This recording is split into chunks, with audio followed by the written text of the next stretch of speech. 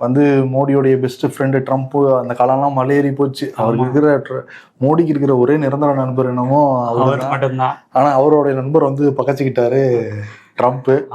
இப்ப என்ன குறிப்பிட்டிருக்காரு அப்படின்னா, தோஸ் டேஸ் ஆர் ஓவர், இந்தியர்களை சிலிக்கான் வெளியில பணியமர்த்துறத நிப்பாட்டுங்க, அந்த நிறுவனத்துக்கு எல்லாமே வந்து சொல்லியிருக்காரு. நீங்க அமெரிக்கர்களுக்கு முக்கியத்துவம் கொடுங்க அப்படின்லாம் வந்து பேசியிருக்காரு.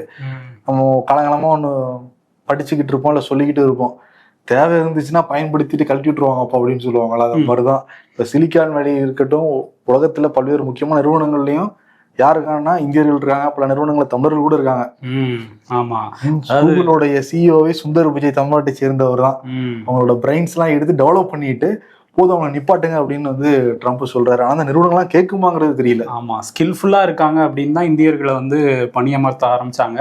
இப்போ ட்ரம்ப் வந்துட்டு வெளியே போங்க அப்படிங்கிற மாதிரி தான் அவரோட டீலிங் எல்லாமே இருக்குது. பார்ப்போம், இன்னும் ஒரு 3 வருஷம் இருக்கா அவரோட பதவி படம் முடியும்னு பல பேர் காத்துக்கிட்டு இருக்காங்களாம், அவருடைய முன்னாள் நண்பர் எலான் மஸ்க் உட்பட. ஒருவேளை 3வது முறை வரலாங்கிற மாதிரி ஏதாவது மசோதாவை கொண்டு வந்துருவாரா? பொறுத்திருந்து தான் பார்க்கணும். ஆனா அமெரிக்க சட்டத்திட்டங்களுக்கு அதில் இடம் கிடையாது.